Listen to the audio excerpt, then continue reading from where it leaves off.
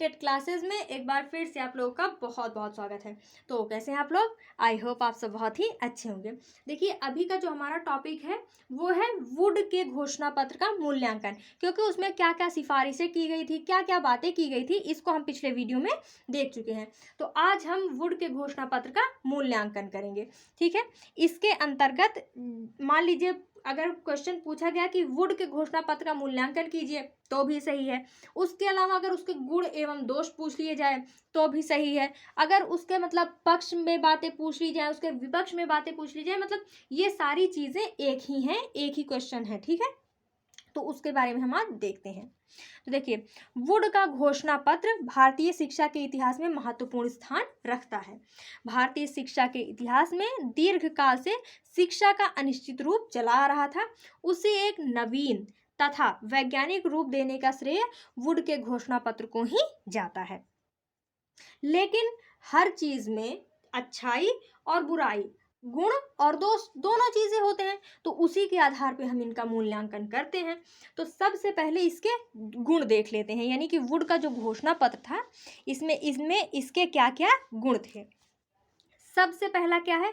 शिक्षा एवं शिक्षा व्यवस्था को निश्चित रूप प्रदान करना। इसके पहले जो हमारे यहाँ शिक्षाएं दी जाती थी वो गुरुकुलों में दी जाती थी या फिर किसी के घर में दी जाती थी, या फिर मतलब कोई भी व्यवस्थित रूप नहीं था। इन लोगों ने विद्यालयों की स्थापना की, वो भी क्रमबद्ध विद्यालयों की, जिससे शिक्षा को एक व्यवस्थित रूप प्रदान किया गया। तो ये इसके एक गुण था। फिर अगला क्या है कि भारतीय शिक्षा के क्षेत्र में एक नवीन युग का आरंभ। सही भी है, क्योंकि इस घोषणा पत्र के बाद एक नवीन युग का आरंभ हुआ, क्योंकि इसको भारतीय शिक्षा के क्षेत्र में मैग्ना कार्टा बोला जाता है ना। फिर है सरकार पर शिक्षा का उत्तरदायित्व तो निश्चित कर देना। देखिए, इसके पहले यानी वुड डिस्पैच के पहले ये कंफर्म ही नहीं था कि जो शिक्षा है वो किसका उत्तरदायित्व है, शिक्षा का वहन, शिक्षा का संचालन किसे करना चाहिए। तो वुड ने जब घोषणा पत्र लाया तो उसमें इस बात की चर्चा की जो शिक्षा का उत्तरदायित्व है वो सरकार का है, वो कंपनी का है, यानी शिक्षा के उत्तरदायित्व को निश्चित कर दिया। ये इसका एक गुण था। फिर अब आगे है कि शिक्षा के उद्देश्यों को निश्चित कर दिया। देखिए, हमारे यहाँ हमेशा से ही शिक्षा के उद्देश्य तो निश्चित रहे हैं कि बालक का सर्वांगीण विकास किया जाए, लेकिन उसके अलावा इसने भी शिक्षा के कुछ उद्देश्य निश्चित किए, जिसमें भारतीयों का मानसिक एवं चारित्रिक विकास, कंपनी के लिए कर्मचारी नियुक्त करना, ये इनका मेन उद्देश्य था। लेकिन फिर भी ठीक है, इसका एक गुण ये भी है कि इसने शिक्षा के उद्देश्य निश्चित कर दिए। फिर है शिक्षा विभाग की स्थापना का सुझाव। ये भी इसका एक गुण है, क्योंकि इसने कहा कि प्रत्येक प्रांत में एक शिक्षा विभाग की मतलब शिक्षा विभाग की स्थापना की जाए, जो अपने प्रांत के शिक्षा व्यवस्था का ध्यान रखे, निरीक्षण करे, सुझाव दे। ठीक है, फिर अब अगला है कि क्रमबद्ध शिक्षालयों की व्यवस्था। ये भी वुड के घोषणा पत्र का एक गुण है कि उसने क्रमबद्ध विद्यालयों की व्यवस्था की। यानी कैसे? सबसे पहले प्राइमरी यानी प्राथमिक, फिर माध्यमिक, फिर हाई स्कूल, कॉलेज और फिर विश्वविद्यालय। ठीक है, यानी क्रमबद्ध शिक्षालयों की व्यवस्था। फिर है उच्च शिक्षा की व्यवस्था। इसने विश्वविद्यालय बनाने की बात की, जिससे कि उच्च शिक्षा की व्यवस्था भी हुई। ये भी इसका एक गुण था। फिर है अध्यापक प्रशिक्षण की व्यवस्था।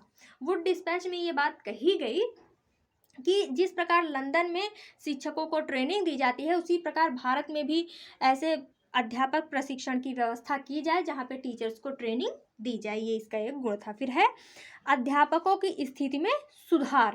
कहने का मतलब है कि उस समय जो अध्यापक थे उनकी स्थिति बहुत अच्छी नहीं थी, क्योंकि शिक्षा का बहुत ज़्यादा महत्व नहीं रह गया था। अब जब शिक्षा का महत्व नहीं है तो जाहिर सी बात है कि शिक्षक की भी महत्व नहीं होगी, है ना। तो जब ये सारी चीज़ें हुई तो उस समय अध्यापकों की स्थिति में भी सुधार आया, क्योंकि उनको प्रोत्साहन दिया गया कि आप पढ़ाइए बच्चों को। ठीक है, फिर है भारतीय भाषाओं को मान्यता। देखिए, 1854 के पहले यानी कि जो भी समस्या थी वो भारतीय भाषाओं को और प्राच्य भाषाओं को लेकर थी। मतलब यानी प्राच्य और पाश्चात्य विवाद अभी तक चला आ रहा था, लेकिन जब वुड डिस्पैच आया तो उसमें प्राच्य भाषाओं को भी मान्यता दे दी गई और ये विवाद को अंत करने की कोशिश किया गया। तो ये भी इसका एक गुड पॉइंट है ये भी इसकी एक गुण है कि जो भारतीय भाषाएं थी उसको वुड डिस्पैच में मान्यता मिल गई। फिर है सहायता अनुदान प्रणाली का श्री गणेश। कहने का मतलब है कि इसके पहले शिक्षा के प्रणाली में कोई भी फंड वगैरह, कोई भी ग्रांट वगैरह नहीं दिया जाता था, लेकिन इसमें सहायता अनुदान देने की बात की गई। ये भी इसका एक गुण है। फिर अब आगे है व्यक्तिगत प्रयासों की प्रगति।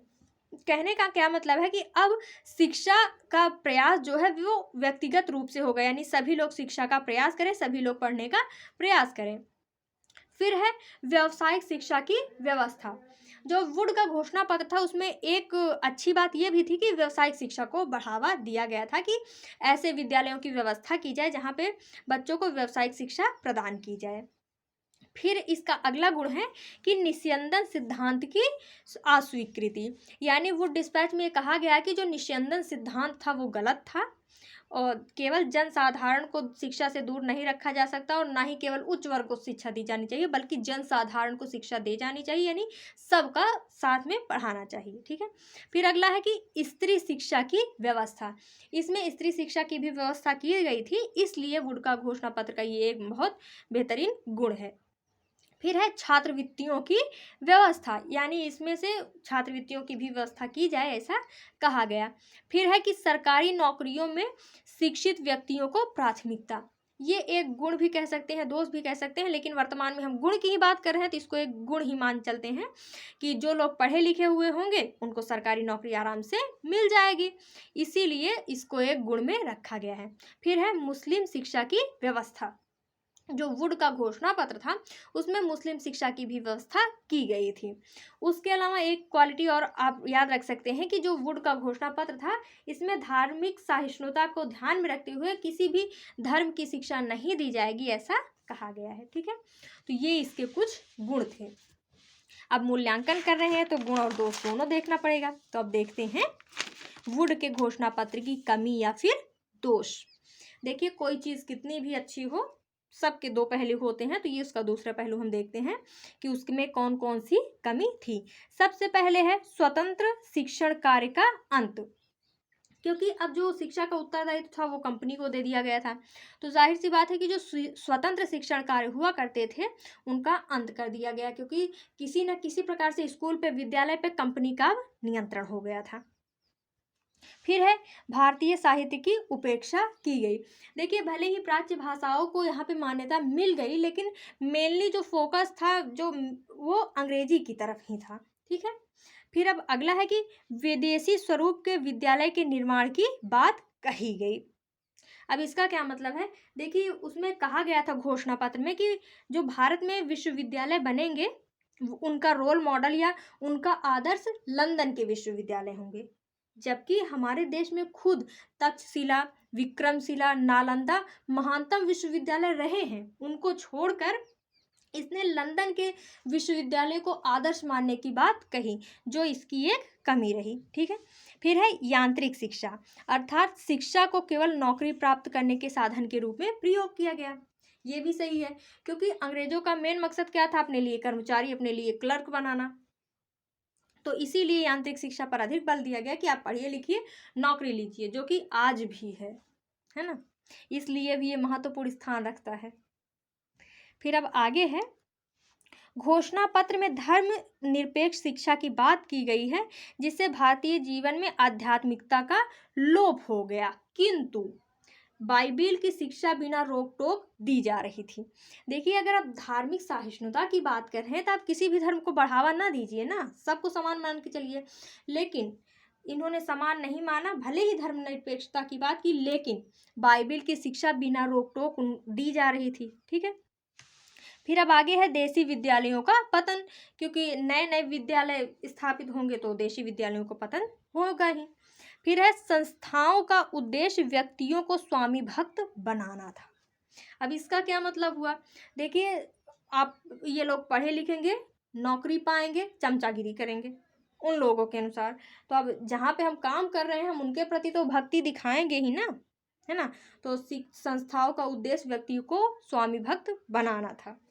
ये भी इसका एक दोष रह गया है, क्योंकि शिक्षा का उद्देश्य बालक का सर्वांगीण विकास करना है जो समाज के लिए अच्छा कर सके, लेकिन यहाँ पे स्वामी भक्त बनाया जा रहा है, तो ये इसका एक दोष हुआ।